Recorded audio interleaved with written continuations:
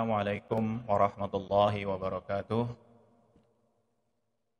Alhamdulillah alladzi farada 'alaina az-zakah litatma'innil qulub. Asyhadu an la ilaha illallah wahdahu la syarikalah wa asyhadu anna Muhammadan abduhu wa rasuluh. Allahumma shalli wa sallim wa barik ala sayidina Muhammadin wa ala alihi wa ashabihi ajma'in. Wa ba'du. Ma'asyiral muslimin wal muslimat, jamaah dan seluruh pendengar pada kajian siang hari ini. Alhamdulillah, sama-sama kita panjatkan kehadirat Allah Subhanahu wa taala, di mana pada siang hari ini kita masih diberi nikmat sehat walafiat, dan tentunya yang paling utama adalah iman dan Islam yang masih kita pegang secara kuat. Pada kesempatan siang kali ini saya akan membahas beberapa hal yang terkait dengan persoalan zakat.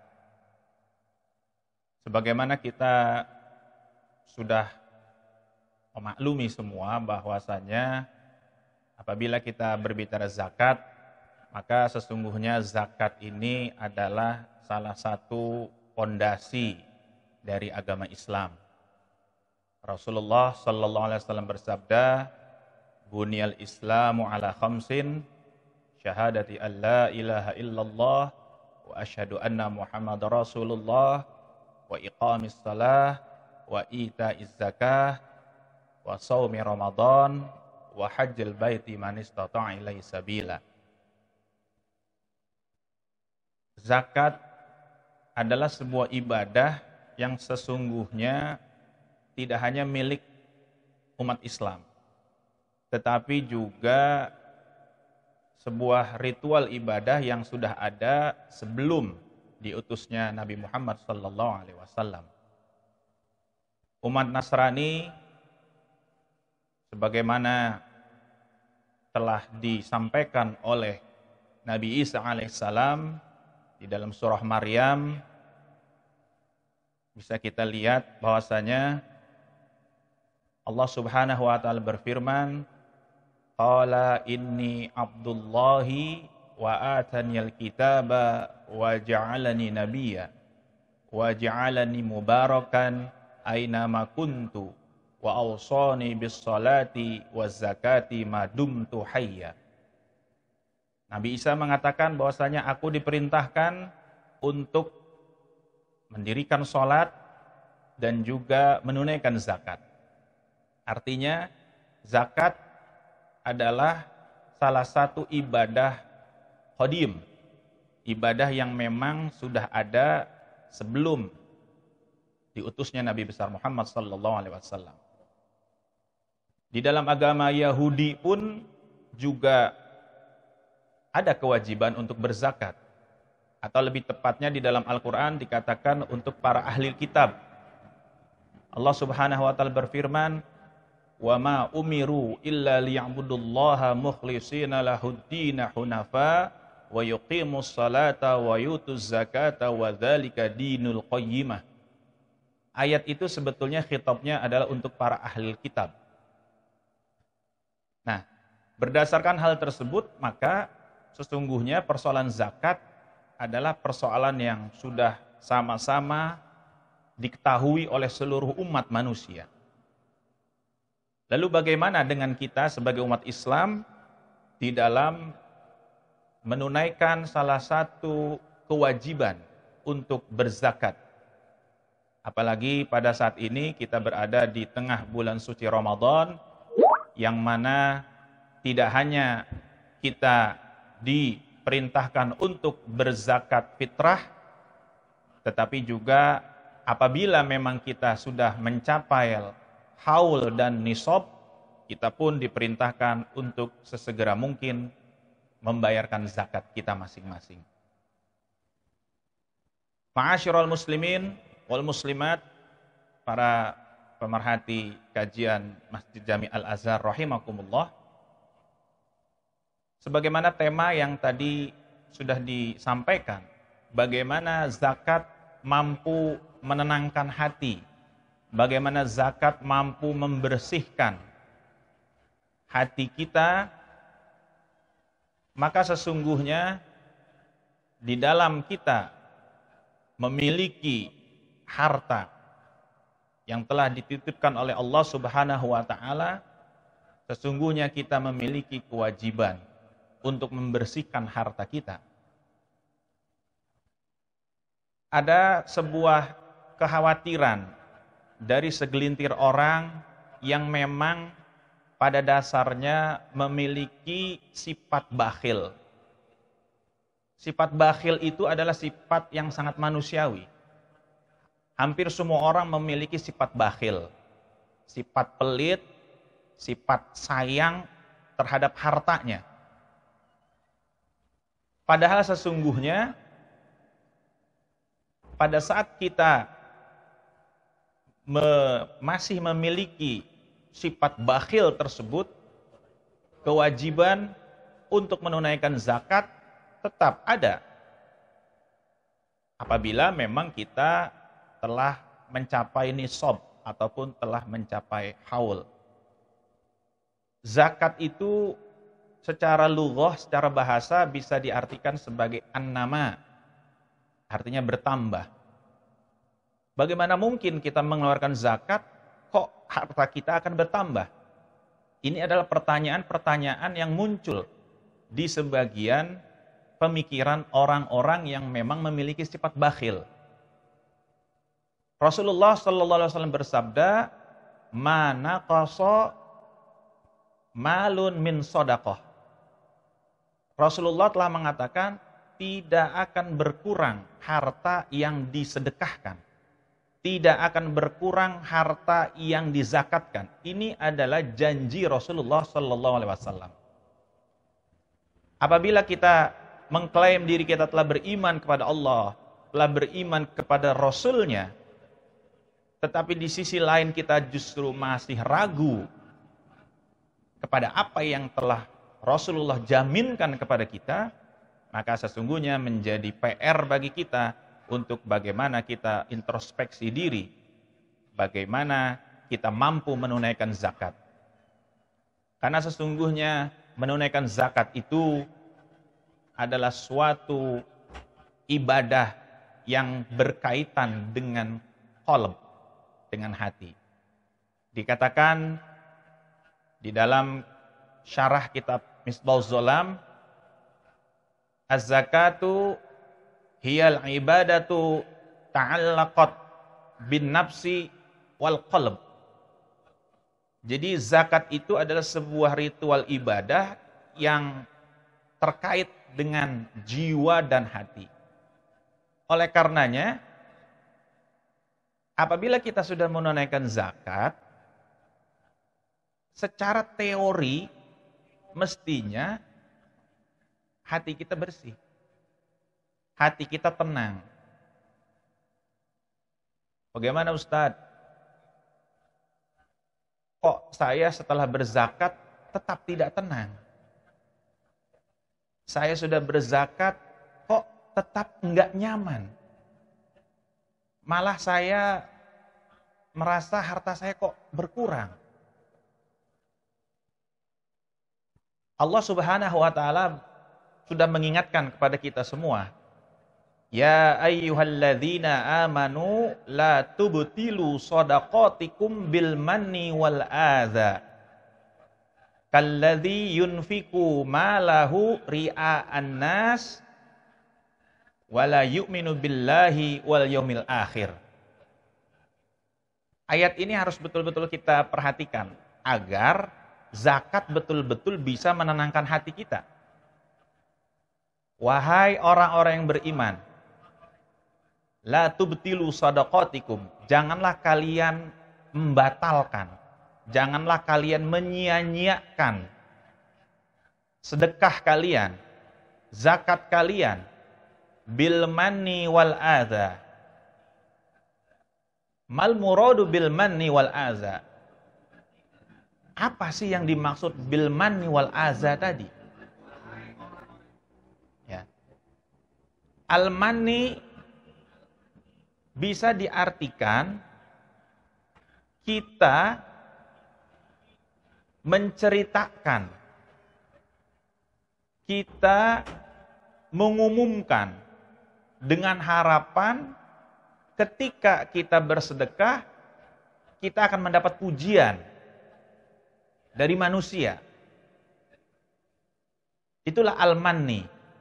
Makanya Allah berfirman, janganlah kamu membatalkan, janganlah kamu menyia-nyiakan sedekah kamu dengan sifat al-manni tadi. Al-manni ini bisa kita sebut juga dengan sifat riya. Bisa kita bayangkan, apabila kita bersedekah, lalu ada di dalam hati kita rencana atau cita-cita untuk mendapatkan pujian dari manusia, ternyata manusia sama sekali tidak memuji kita. Manusia ataupun tetangga-tetangga sama sekali tidak memberikan apresiasi kepada kita. Maka yang hadir di dalam hati kita adalah kekecewaan. Inilah yang menyebabkan zakat ataupun sedekah tidak bisa menenangkan kolbu kita. Namun sebaliknya, kalau kita berderma, kalau kita bersedekah, kalau kita berzakat, ikhlas, tanpa pamrih, insya Allah yang ada di dalam hati kita adalah ketenangan. Sebagaimana zakat tidak hanya membersihkan harta, tetapi juga litatma'innul qulub, menenangkan hati kita. Menenangkan hati karena kita yakin bahwasanya harta yang kita miliki sudah bersih dari segala macam kotoran, dari segala macam hal yang tidak baik. Karena semuanya sudah kita keluarkan di dalam zakat kita. Inilah kunci yang pertama agar kita betul-betul merasa tenang hati kita, merasa nyaman hati kita ketika kita sudah berzakat. Kemudian yang kedua yang harus juga kita jaga adalah wal aza. Ya ayyuhalladzina amanu la tubtulu shadaqatikum bil manni wal aza. Ma maknal aza? Apa arti aza? Aza itu artinya menyakitkan. Menyakitkan siapa? Menyakitkan orang yang menerima zakat. Seringkali kita secara spontan, secara tidak sadar, kita berderma, kita bersedekah. Tetapi kita menghardik, kita mencaci orang yang kita beri sedekah kita. Bagaimana bisa tenang hati kita apabila kita mengeluarkan infak, kita mengeluarkan sedekah, tetapi hati kita dipenuhi dengan rasa amarah, dipenuhi dengan rasa ingin menghardik orang. Para pemirsa jamaah rahimakumullah, inilah hal yang harus kita perhatikan. Bahwasanya zakat memang betul adanya, bisa menenangkan hati kita, bisa membersihkan harta kita. Namun yang juga harus diperhatikan, jangan sampai zakat, sedekah, infak kita justru kita batalkan, kita sia-siakan dengan perlakuan kita melakukan al-manni wal aza. Ma'asyiral muslimin rahimakumullah. Yang terakhir dalam kajian yang baik ini, saya mengajak kepada diri saya sendiri dan juga kepada para jamaah sekalian. Mari sama-sama kita bersihkan harta kita. Mari kita sama-sama bersihkan jiwa kita dengan menunaikan zakat. zakat mal, maupun zakat profesi, ataupun zakat yang lainnya, termasuk kewajiban di bulan suci Ramadan ini menunaikan zakat fitrah. Mudah-mudahan hati kita di tengah wabah COVID-19 ini tetap istiqomah, tetap tenang dengan melaksanakan segala macam perintah dari Allah dan Rasul-Nya. Salah satunya adalah menunaikan zakat. Yakinlah, harta yang kita keluarkan untuk berzakat tidak akan mengurangi harta kita sedikit pun, bahkan justru akan bertambah. Sebagaimana janji Allah, siapa orang yang bersedekah, siapa orang yang berinfak di jalan Allah, diperumpamakan seperti menumbuhkan 7 butir, yang mana masing-masing butir itu bertumbuh kembang lagi 100 butir kebajikan, yang mana itulah balasan dari Allah Subhanahu wa taala bagi kita yang menunaikan zakat.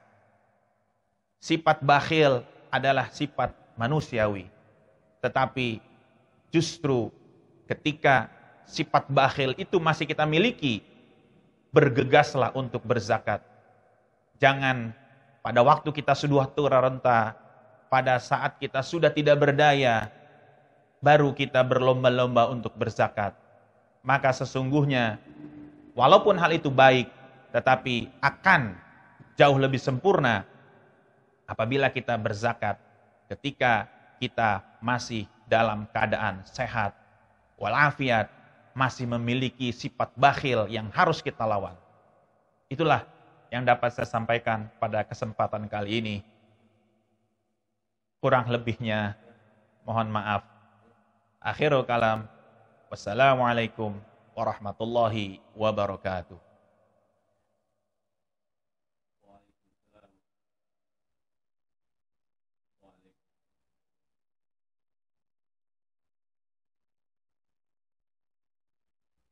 Waalaikumsalam warahmatullahi wabarakatuh.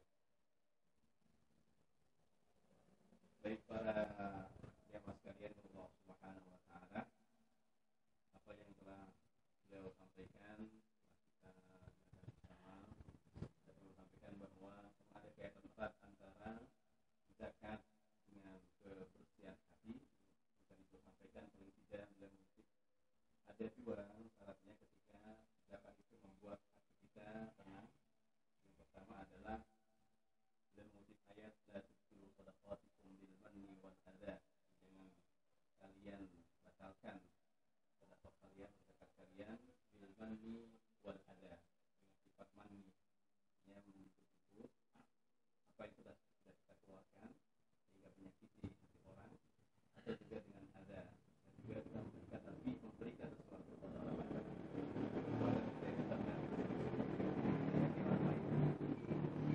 Baiklah para jamaah sekalian Allah Subhanahu wa taala, ini ada pertanyaan yang masuk ke Japri saya. Mudah-mudahan nanti kita minta tanggapan dari beliau, yaitu terkait dengan zakat dan juga kebersihan hati. Dan ini makanya zakat adalah kewajiban yang diharuskan oleh Allah dan Rasul-Nya bagi setiap muslim, baik itu zakat fitrah maupun zakat mal. Namun terkadang kenapa ketika kita mengeluarkan zakat mal itu masih ada rasa berat di dalam hati.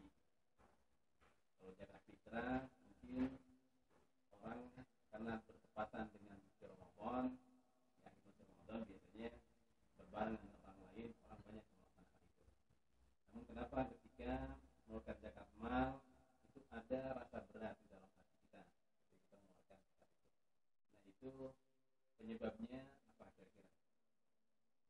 Mohon disampaikan bagaimana agar hati kita merasa tenang, merasa nyaman, merasa tenang ketika mengeluarkan zakat mal.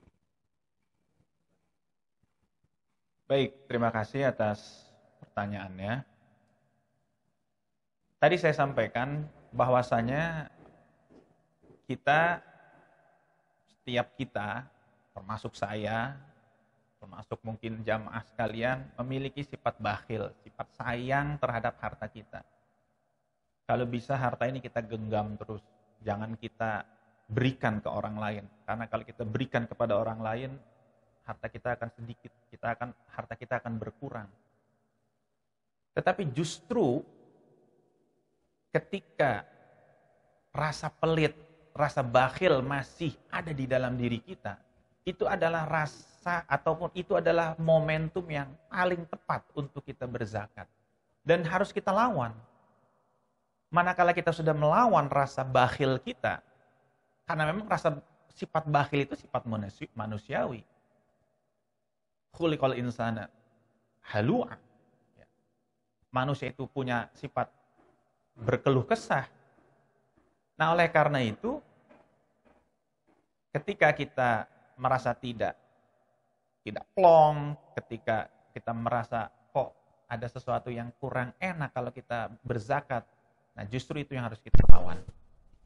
Karena sesungguhnya tidak akan berkurang harta kita sama sekali. Ketika kita meyakini bahwasanya harta yang kita keluarkan itu memang merupakan hak daripada para du'afa, maka sesungguhnya yakinlah bahwasanya tidak akan berkurang sama sekali. Ma naqasa malun min shadaqatin, tidak akan berkurang sama sekali. Saya rasa itu, Ustaz. Ya, baik. Para jamaah sekalian, saya kira sangat jelas apa yang disampaikan beliau. Karena sebetulnya harta zakat yang kita keluarkan itu pada hakikatnya bukan punya kita saja. Iya, artinya memang punya orang lain. Maka kita harus pahami betul bahwa yang kita keluarkan itu bukan hak kita.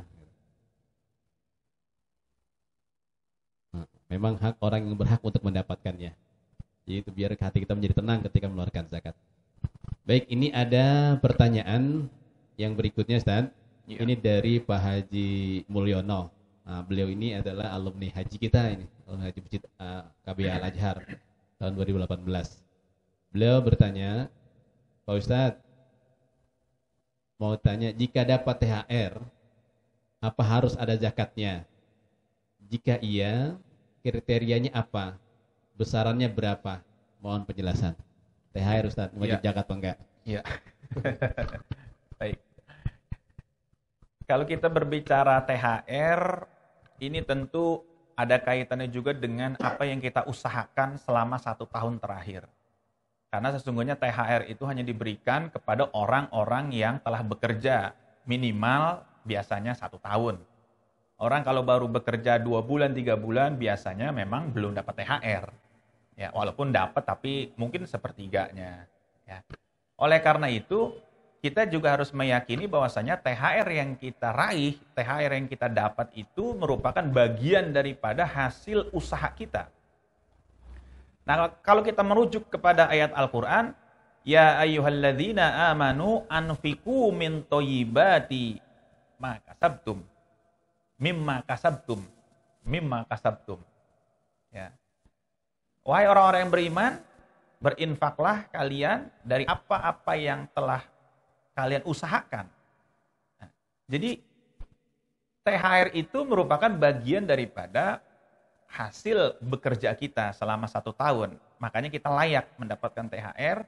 Nah, oleh karenanya untuk lebih membersihkan harta kita, THR, ya, walaupun THR ini kan kalau di dalam kajian kitab klasik itu kan termasuk juga disebut dengan hadiah. Karena kalau di dalam kajian kitab klasik belum dikenal dengan THR. Tetapi kalau hadiah itu sudah ada. Hadiah itu ada nggak zakatnya? Ada yang mengatakan ada. Sebagaimana halnya berzakat tijaroh. Di mana besarannya adalah 2,5%. Nah, lalu seberapa besar THR yang kita terima itu bisa kita tunaikan zakat? Ya, tentunya apabila kita merujuk kembali kepada teori kita bahwasanya zakat itu hanya diwajibkan apabila nisabnya tercukupi, haulnya tercukupi. Ya. Jadi kalau THR itu kita dapat berapa rupiah? Kira-kira sampai nggak dengan nisab 85 gram emas? Hari ini kita berbicara emas itu, waduh, luar biasa tingginya, bisa di angka 916.000 rupiah per gram. Maka kalau 900.000 sekian dikali 85 gram emas, berapa puluh juta. Ya. Kalau sekiranya sudah di atas itu, ya mungkin bisa kita tunaikan dengan menggunakan rumus zakat. Tetapi kalau sekiranya di bawah itu, ya THR, apakah harus berzakat atau tidak? Ya kewajiban zakatnya memang belum ada. Tetapi apabila kita mau berinfak, ya tafadhol. Ya. Oleh karenanya, saya sampaikan kalau kita berzakat tetap harus memegang kepada dua syarat utamanya. Ada haul itu artinya pertemuan tahun, Januari ketemu Januari, Syawal ketemu Syawal, Ramadan ketemu Ramadan. Dan juga yang kedua adalah nisab, ukuran batas minimal. Apabila tidak memenuhi kedua kriteria tadi, maka tidak wajib zakat. Oleh karenanya kalau kita mau bersedekah, ya bersedekah. Sedekah sunnah. Berapa banyaknya kita bersedekah? Ya terserah kepada kita. Ya. Apakah harus 2,5%? 2,5% itu bukan keharusan apabila kita bersedekah. Bisa 5%, bisa 10%. Ya. Jadi kalau ditanya apakah THR wajib dizakatkan, ya maka saya katakan kembali saja kepada rumusnya, apakah dia sudah masuk nisab, apakah dia juga haul. Tentu kalau haul tidak, ya karena ini hanya hadiah per momen, per momentum saja. Ya, di sini kita hanya berinfak, bersedekah saja. Wallahu a'lam bishawab. Iya, Pak Haji Mulyono. Jadi untuk THR tadi beliau itu katakan, ya lihat dulu apakah THR-nya itu sudah sampai nisabnya atau batas zakat. Ukurannya adalah dari kata beliau 85 gram emas. Ya, kali gramnya 900-an Ustaz ya. Iya, 900 dikali 85 gram emas. Nah, itu nisab untuk di zakat. Sudah sampai situ sudah wajib ya mengeluarkan zakat.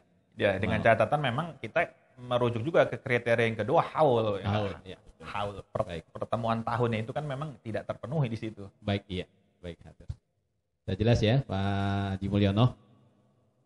Ini yang berikutnya, Ustaz, dari Bapak Mahfud Syafi'i. Ini beliau bertanya, di masyarakat kita ini masih banyak yang belum paham tentang hukum zakat fitrah dengan uang. Atau dengan nilainya berarti ya, berbeda dengan makanan pokok atau food. Ini mohon penjelasan lebih lanjut Ustaz, berkaitan dengan zakat dengan uang. Ya, baik. Zakat fitrah dengan uang atau dengan qimah ini memang menjadi perbincangan hangat setahun sekali. Perbincangan hangat yang memang dibincangkan ketika bulan Ramadan, ketika memang kita berkewajiban untuk berzakat fitrah. Pertanyaannya, apakah kita harus berzakat dengan makanan pokok atau boleh dengan uang? Sesungguhnya Islam dengan sebuah kaidah ikhtilaful ulama rahmat lil ummat. Perbedaan pendapat di antara para ulama itu menjadi rahmat bagi umat manusia. Kita mengetahui bahwasanya mazhab utama di dalam dunia Islam itu ada 4. Walaupun di luar 4 ini masih ada mazhab lain, ada Syiah dan lain sebagainya, ada Zohiri dan lain sebagainya. Tetapi kita berpatokan kepada 4 mazhab utama saja, mazahibul arba'ah. Bahwasanya hanya satu yang membolehkan, yaitu mazhab Hanafi. Sedangkan 3 mazhab yang lain itu tidak memperbolehkan. Artinya Imam Syafi'i, Imam Malik, dan Imam Ahmad bin Hambal, mereka mengatakan zakat fitrah hanya dengan tamr, atau dengan kurma, atau dengan kacang syair, atau sedikit dikias dengan makanan pokok di negeri kita masing-masing. Lalu bagaimana dengan zakat fitrah dengan uang? Apabila kita melakukan itu, maka kita berpedoman kepada mazhab Imam Hanafi, yang mana Imam Hanafi mengatakan boleh untuk menunaikan zakat dengan uang atau dengan harga. Nah, cuma memang persoalannya berapa rupiah yang harus kita keluarkan. Ini yang harus kita juga kaji lebih detail lagi. Apabila kita mengatakan saya akan berzakat fitrah dengan uang, maka kita berpedoman atau merujuk kepada mazhab Imam Hanafi. Rasulullah mengatakan bahwasanya sebagaimana diriwayatkan oleh Ibnu Umar radhiyallahu anhuma, faradha Rasulullah sallallahu alaihi wasallam zakatul fitri so'an min tamrin aw so'an min syairin. Rasulullah mewajibkan kepada kita untuk berzakat fitrah so'an, satu so' daripada kurma, aw so'an min syairin, atau satu so' daripada kacang syair. Di sini letak persoalannya. Satu so', takaran. So' itu sejenis takaran ya. Mungkin di kita di Indonesia ini sangat tidak lazim. So' itu berapa? Nah, ukuran satu so' itu antara mazhab Syafi'i, Maliki, Hambali, dan Imam Hanafi ini berbeda. Jadi makna atau pemahaman hadis Nabi so'an min tamrin aw so'an min syair ini dipahami berbeda terkait dengan banyaknya, kuantitasnya. Satu so' itu berapa kuantitasnya? Ya. Kalau kita berpatokan kepada zakat menggunakan makanan pokok, zakat dengan beras, maka kita mengatakan 3,5 liter. Selesai. Tetapi bagaimana kalau kita berzakat fitrah dengan uang? Apakah dengan seharga 3,5 liter tadi? Di sini letak ikhtilafnya. Nah, di dalam kajian yang singkat ini, saya hanya ingin mengatakan agar tidak terlalu melebar, akhirnya malah menambah bingung. Kalau kita ingin berzakat fitrah dengan menggunakan uang, maka hendaknya kita konsisten dengan rujukan yang kita pakai, yaitu konsisten dengan pedoman-pedoman yang ditentukan oleh mazhab Hanafi. Insya Allah, kalau kita konsisten, zakat fitrah yang kita keluarkan dengan uang, itu akan lebih ihtiyat, akan lebih apik, akan lebih terjaga dibanding kita mencampur adukan, mentalfik antara mazhab yang satu dengan mazhab yang lain. Wallahu a'lam bishawab. Baik, Ustaz. Intinya boleh Ustaz ya, zakat dengan qimah. Boleh. Dengan nilainya, dengan uang. Ya. Baik, saya lanjutkan masih dari Pak Mahfud Syafi'i ini. Karena beliau ini Dr. Muhammad Ais ini adalah komisioner Basnas Kota Bekasi. Ini beliau bertanya, apakah dari Basnas memiliki aplikasi yang memudahkan untuk menghitung semua zakat atau zakat? Ya, baik. Memang di Basnas Kota Bekasi secara khusus aplikasi untuk menghitung zakat itu kita sedang coba garap. Tetapi kalau saya lihat di aplikasi-aplikasi di Google Play Store dan lain sebagainya itu ada.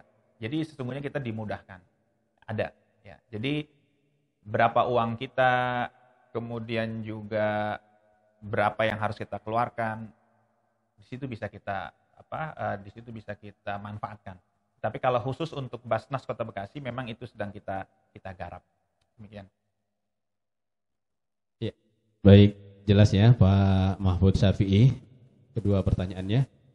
Ini ada pertanyaan dari Bapak Ali Jazri. Dia bertanya, saya bacakan saja. Assalamualaikum. Pak Ustadz, saya akan mengeluarkan zakat fitrah dalam keadaan pandemi COVID-19 ini.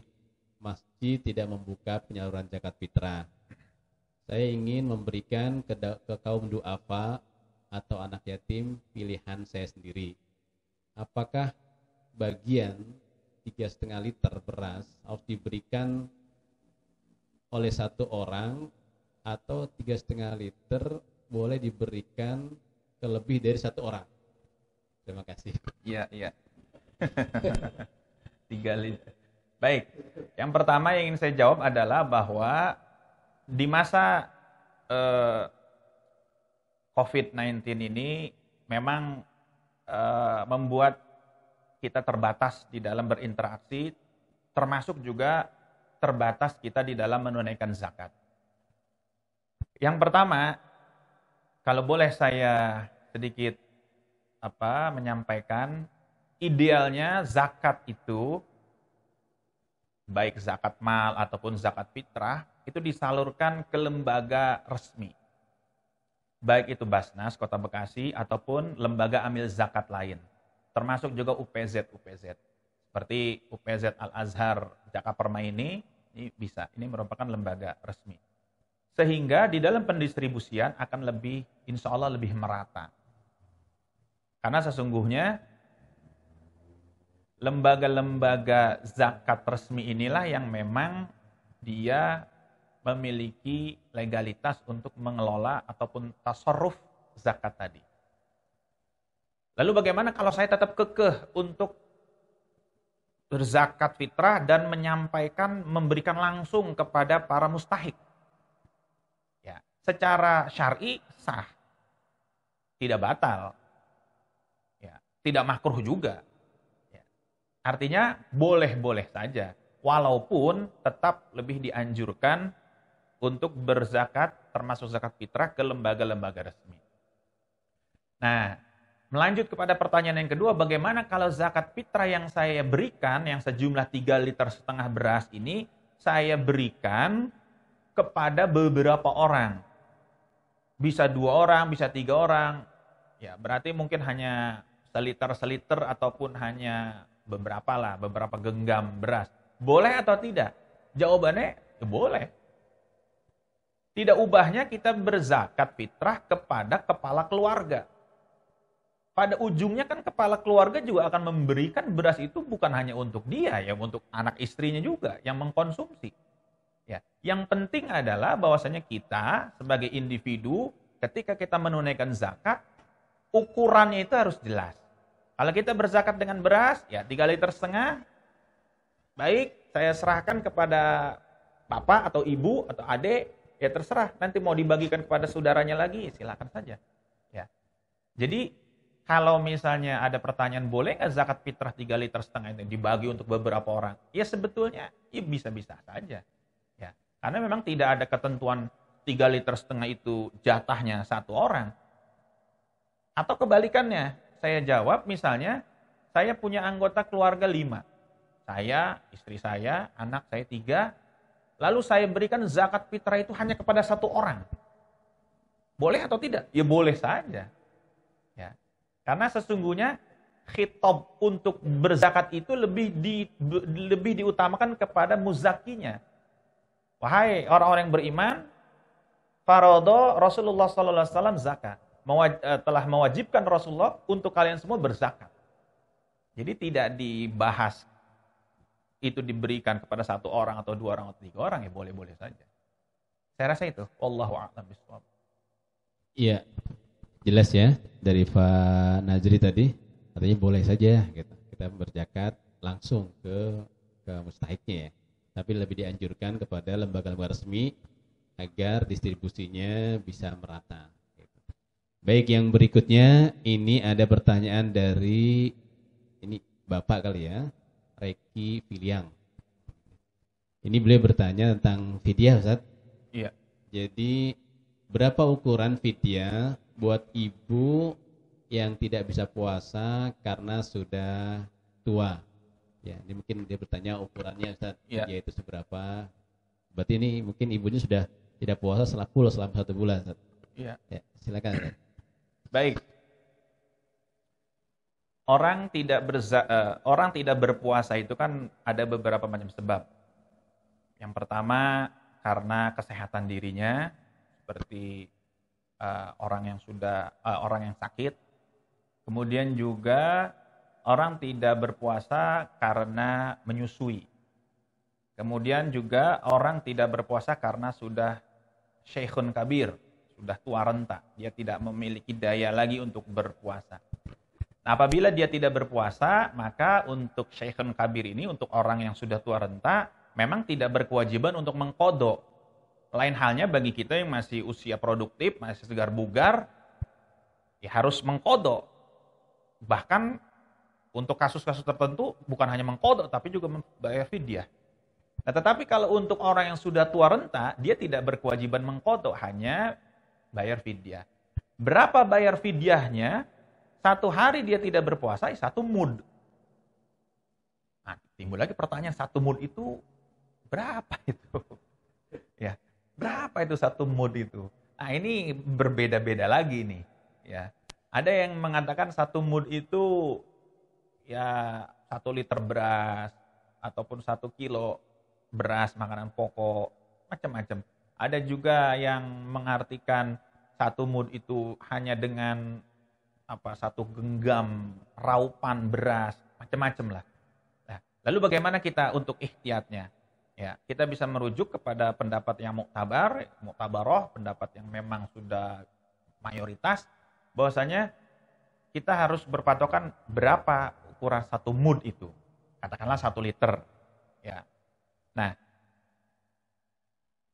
dikalikan berapa hari orang tua kita tidak berpuasa. Kalau misalnya 30 hari ya berarti 30 liter ataupun 30 kilogram misalnya dari makanan pokok tadi. Beras lah yang kita bisa sebut secara mudah. Nah, dengan demikian banyaknya kita membayar fidyah itu tergantung juga berapa banyak kita tidak menunaikan ibadah puasa. Tinggal dikalikan saja. Ya. Demikian, Ustaz. Dalam bentuk uang boleh, Ustaz ya? Nah, kalau untuk fidyah dalam bentuk uang memang kalau kita melihat pada literatur klasik ya memang belum dijelaskan ya. Berbeda dengan zakat. Kalau zakat qimah itu, zakat fitrah itu sudah dibahas oleh Imam Hanafi, ya sudah berabad-abad yang lalu. Tapi kalau fidyah, nah apakah bisa ataupun tidak kita tukar dengan uang? Ada sebagian ulama yang mengatakan boleh saja, ya sama halnya mengkias dengan zakat, boleh dengan harga, dengan qimah, dengan uang, maka fidyah juga bisa dengan uang. Tetapi kalau boleh saya menganjurkan, ya idealnya memang dengan makanan pokok sajalah, biar lebih afdol, biar lebih tenang lah, sehingga tidak ragu-ragu ini sah atau tidak, ini benar atau kurang benar. Saya pikir lebih baik dengan makanan beras atau beras lah. Iya, baik. Kalau orang tua yang tidak puasa kemudian yang membayarkan fidyah itu anaknya, ya, boleh? Iya, karena kan kalau orang tua lazimnya beginilah, orang tua itu kan sudah tidak punya usaha, sudah tidak punya amal usaha, dia sudah tidak berpenghasilan lah. Ya, maka dari itu menjadi kewajiban bagi anak-anaknya dengan catatan anak-anaknya mampu. Kalau memang anak-anaknya, mohon maaf, semuanya adalah min jumlatil mustad'afin, ya maka ya tidak ada yang bisa membayar itu. Ya, artinya bagaimana dia mau membayar fidyah? Mereka juga dalam keadaan yang lemah. Ya, ini kan tidak ubahnya sama seperti ketika ada seorang ayah atau seorang ayah memiliki anak, harus mengakekahkan. Akekah kambing, laki-laki 2 ekor, perempuan 1 ekor. Bagaimana kalau dia dalam kondisi susah? Ya. Nah, tetapi terlepas daripada itu semua, fidyah apabila memang bisa dikeluarkan, ya wajib kita keluarkan. Ya. Katakanlah tahun ini kita belum punya kesempatan, mungkin tahun depan kita ada keluasan rezeki, kita bisa membayar. Ya, dengan itu. Tetapi kalau sepanjang hidup kita tidak punya daya upaya, ya la haula wala quwata illa, ya tidak ada daya upaya, ya tidak ada kewajiban bagi kita. Ya. Kalau anak mungkin kalau anak mampu suatu hari dia punya kewajiban untuk memfidyahkan orang tuanya sebagai bakti dia kepada orang tua, birrul walidain. Baik, itu 2 pertanyaan dari Pak Reki Filiang ya. Karena pertanyaan tadi itu sudah dijawab. Kalau anak yang bayar fidyah sudah dijawab oleh beliau juga. Dalam berapakah dalam bentuk uang? Tadi kalau dalam bentuk uang, kalau memang dibolehkan dalam bentuk uang berarti disesuaikan dengan tadi ukuran mud itu ya Ustaz ya? Iya, iya. Nilainya. Kalau memang satu mud kita anggap 1 liter, ya liter beras berapa gitu. Karena berbicara mood ini ya memang masih beda-beda juga nih. Iya, memang masalah. Ukuran mood sok, aduh itu Iya, macam-macam. Iya. Baik Ustadz, ini karena masih ada pertanyaan ya, ini masih 2 seperti kita pertanyaan, kita cukupkan 2 ini mungkin ya. Ini 2 yang terakhir ini. Ya. Ini saya cukupkan. Ini dari tadi dari Pak Mulyono menambahkan, tapi udah kita jawab ini. Pak Haji Mulyono sudah kita jawab tadi. Bolehkah zakat fitrah diberikan dalam bentuk uang atau bahan pokok makanan atau bahan makanan pokok gitu? Itu tadi kita jawab ya. Ya. Tadi artinya di mazhab Imam Syafi'i, Imam Hanafi tadi membolehkan zakat dengan nilainya. Iya. Dengan uang, bukan makanan pokok gitu. Itu dijawab oleh beliau Pak Haji Mulyono. Nah, ini pertanyaan yang terakhir mungkin ya, mudah-mudahan yang terakhir ini dari Ibu Husnul Khotimah. Karena melihat waktu ya. Kalau kita mengikuti mazhab Syafi'i bahwa zakat harus dengan makanan pokok atau kutul balad atau kutul bilad.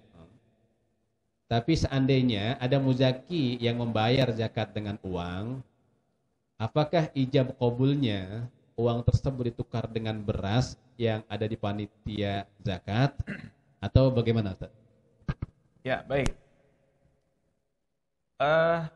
Sebetulnya jawabannya hampir sama, mungkin ada pengulangan sedikit dari saya, bahwasanya kita harus sepakat dulu bahwasanya kalau kita berzakat uang, maka kita berpatokan kepada mazhab Hanafi. Itu dulu yang harus clear, ya. Kalau kita berzakat dengan makanan pokok, qutul bilad atau qutul balad, maka kita harus menggunakan makanan pokok. Di Indonesia dalam hal ini beras. Nah, itu dulu yang harus kita pahami sehingga ada batasan yang jelas. Kalau kita mengatakan membayar zakat fitrah dengan uang boleh, kita berpedoman kepada mazhab Imam Hanafi.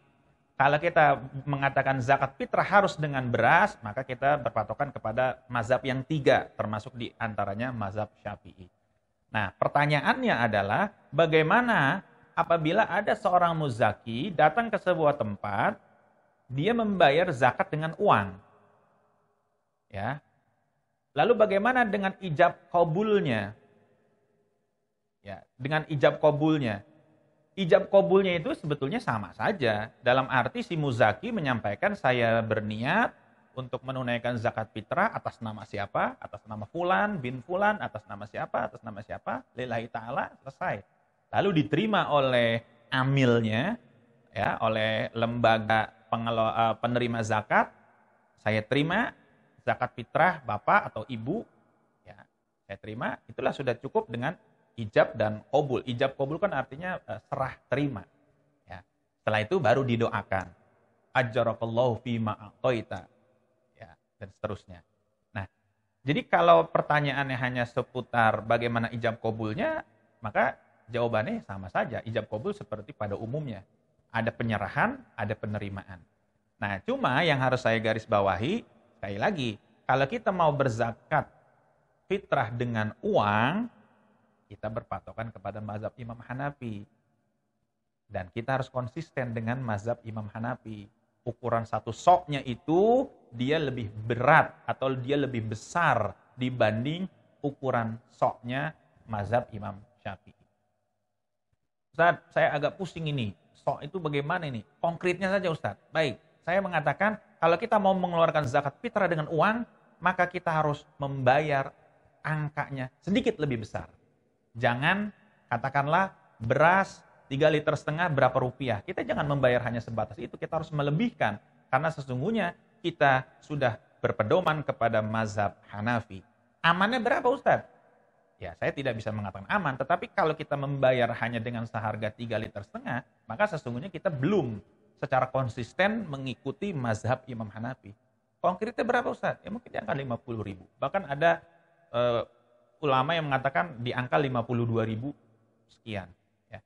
Jadi saya katakan sekali lagi untuk lebih underline bahwasanya kalau kita berzakat fitrah dengan uang, marilah sama-sama kita konsisten dengan pedoman aturan yang sudah ditetapkan oleh Imam Hanafi. Demikian, wallahu a'lam bishawab. Allah, ya, baik. Jadi sudah jelas Bapak-Ibu sekalian, kalau kita ingin berzakat dengan nilainya atau kimahnya, paling tidak itu ada di atas ukuran biasa Ustaz ya. Iya, kira-kira begitulah. Nah, kira-kira gitu. Jadi kalau kita mau zakat dengan qutul bilad atau makanan pokok, ya kita sesuaikan dengan ukurannya. Mungkin kalau di Indonesia yang sering kita dapatkan, kalau bentuk kilogram itu 2,5 kilogram, Iya, kalau bentuk liter itu 3,5 setengah liter. Nah, kalau bentuk uang berarti boleh tidak di atas itu harganya, iya. di atas kimahnya itu. Nah, ini mungkin yang paling terakhir Ustaz. Ini yang sering terjadi di masjid-masjid ini. Jadi ketika di masjid kan sering menyediakan beras ya, karena hampir mayoritas sekarang orang berzakat dengan nilainya ya, Iya. dengan kimahnya. Nah kemudian di masjid itu menyediakan biasanya dengan makan pokok atau dengan beras ya. Iya. Nah itu termasuk yang tadi kata Ustaz konsisten atau tidak itu? Itu sebetulnya emergency exit. Itu jalan keluar darurat. Artinya panitia di masjid menyediakan beras. Orang yang membawa uang ketika dia akan berzakat, ayo silakan beli dulu. Beli seharga ya 3,5 liter. Karena kan karena berzakat kan pada akhirnya kan zakat dengan beras. Jadi si muzaki membawa uang, dia membeli di panitia tadi, setelah dia membeli beras tadi, maka baru dia serahkan zakat beras tersebut. Baru dia ijab kabulkan beras tersebut. Dan itu boleh-boleh saja. Artinya bagi masjid ataupun panitia yang mau melaksanakan itu, tafadhol, tidak ada masalah, silakan saja. Artinya panitia tersebut tetap berpegang teguh kepada mazhab Syafi'i, bahwasanya zakat fitrah hanya boleh dengan makanan pokok. Itu boleh-boleh saja. Ya. Baik, saya kira sangat jelas ya jawaban-jawaban dari Ustadz Ahmad Ais berkaitan dengan pertanyaan dari para jamaah juga partisipan pada kajian siang ini. Mudah-mudahan setelah kita memahami apa yang kita tanyakan tadi, kita bisa juga dipermudah oleh Allah Subhanahu wa taala untuk kita bisa melaksanakan. Ini terutama berkaitan dengan zakat ya. Baik itu zakat fitrah, zakat mal, fidyah, sedekah dan infak dan ya. Karena ini berkaitan dengan tibul qulub, artinya berkaitan dengan kebersihan jiwa kita. Baik, sebelum kita tutup, ini kita mohon kepada Ustaz untuk menyampaikan mungkin beberapa hal atau kesimpulan terkait dengan kajian kita pada hari ini, Ustaz. Mungkin sekilas atau mulakhas deh, dalam artian sekitar 5 menit ke depan. Fadhol, Ustaz.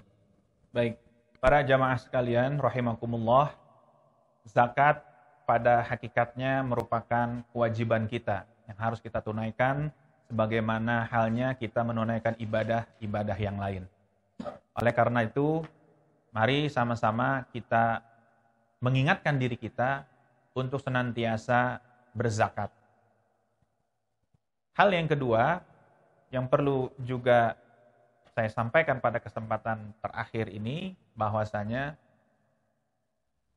apabila kita berderma, apabila kita berzakat, apabila kita bersedekah, maka harus kita jaga mulut kita dari sifat al-manni dan juga sifat al-aza. Harus kita jaga daripada sifat ria, ingin dipuji, dan juga harus dijaga dengan menghindari perkataan-perkataan yang justru menyakiti orang yang menerima zakat tadi. Karena sesungguhnya apabila itu kita abaikan, maka zakat tidak akan bisa menenangkan hati kita. Tetapi justru zakat akan membebani kita. Namun sebaliknya, apabila kita berzakat, bersedekah, berinfak dengan ikhlas, kita menghindari caci maki, kita menghindari sifat ria, insya Allah harta kita akan bersih, harta kita akan semakin jernih, dan pada akhirnya sebagaimana janji Rasulullah, tidak akan berkurang harta kita sedikit pun. Yakinlah itu. Demikian. Wallahu a'lam bishawab. Baik, Terima kasih Dr. Muhammad Ais Hadirin atas ilmu yang telah beliau sampaikan kepada kita terkait dengan zakat dan kebersihan hati. Mudah-mudahan ketika kita berzakat bukan hanya harta kita yang bersih, tapi juga hati kita bersih. Sehingga kita bebas dari tadi disampaikan beliau al-man wal ada. Jadi kita suka menyebut dan juga kita berikan juga kadang-kadang bisa menyakiti hati orang lain yang kita sebut dari kita itu. Mudah-mudahan dengan kita mengeluarkan sebagian dari harta kita zakat bisa membersihkan harta kita dan juga membersihkan jiwa kita. Saya terima kasih. Bapak sekalian, para jamaah sekalian di Masjid Al-Azhar, alhamdulillah.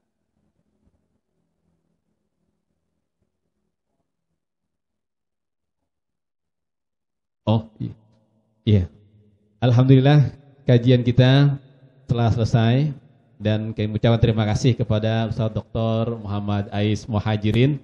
Mudah-mudahan apa yang beliau sampaikan bermanfaat bagi kita. Jadi kemudian kita dipermudah oleh Allah Subhanahu wa taala untuk bisa mengamalkan apa yang kita pahami itu. Dan juga mudah-mudahan zakat yang kita keluarkan nanti bukan hanya membersihkan harta kita, tapi juga bisa membersihkan jiwa kita. Jika kita menjadi bersih dan juga menjadi begitu mudah ketika kita diminta oleh Allah Subhanahu wa taala untuk mengeluarkan sebagian dari harta kita untuk menunaikan zakatnya. Amin ya rabbal alamin. Para jamaah sekalian Allah Subhanahu wa taala, Masjid Al-Azhar selama bulan suci Ramadan kita mengadakan kajian setiap pukul 1, yaitu kajian siang. Insyaallah mungkin kita bertemu kembali di hari Kamis yang akan datang, mudah-mudahan. Dan juga bagi para jamaah sekalian yang ingin menunaikan zakat, sedekah, infak dan fidyahnya, Masjid Al-Azhar melalui UPZ Masjid Al-Azhar, Unit Pengumpul Zakat Masjid Al-Azhar telah siap menerima zakat, infak, sedekah dan juga fidyah dari para jamaah sekalian. Yang ingin melalui dengan transfer kami persilahkan di laman sudah kami sediakan, yaitu di nomor atas nama Masjid Al-Azhar Jakarta Permai di Bank Syariah Mandiri dengan nomor rekening 772007 307.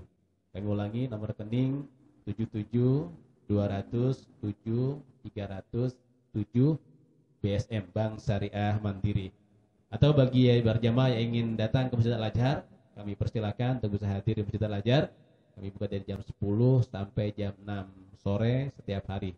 Kami untuk melayani para jamaah yang ingin menunaikan zakat, baik zakat fitrah maupun zakat mal, infak dan sedekah. Dan insyaallah UPZ Masjid Al-Azhar akan menyalurkan kepada orang-orang yang berhak menerimanya. Kami ucapkan, dan juga para jamaah yang ingin berdonasi untuk kajian ini juga kami persilahkan untuk mengirim transfer ke rekening yang telah kami sebutkan. Mudah-mudahan kita terus bisa bertemu dalam kajian Ramadan, selama bulan suci Ramadan. Insyaallah kita bertemu kembali di hari Kamis yang akan datang di waktu dan tempat yang sama. Kami ucapkan terima kasih khusus kepada Ustaz Kiai Haji Dr. Muhammad Ais Muhajirin yang telah berkenan hadir mengisi kajian ini, dan juga kepada para jamaah sekalian, baik itu dari alumni Haji Masjid Kabiyah Al-Azhar atau alumni Pesantren Adi Al-Islami, dan juga dari jamaah Masjid Al-Azhar yang dimanapun berada. Mudah-mudahan kita diberikan keberkahan oleh Allah Subhanahu wa ta'ala. Mari sama-sama kita tutup majlis kita ini dengan membaca doa kafaratul majlis. Subhanakallahumma wabihamdika asyhadu an la ilaha illa anta astaghfiruka wa atubu ilaik. Wassalamualaikum warahmatullahi wabarakatuh.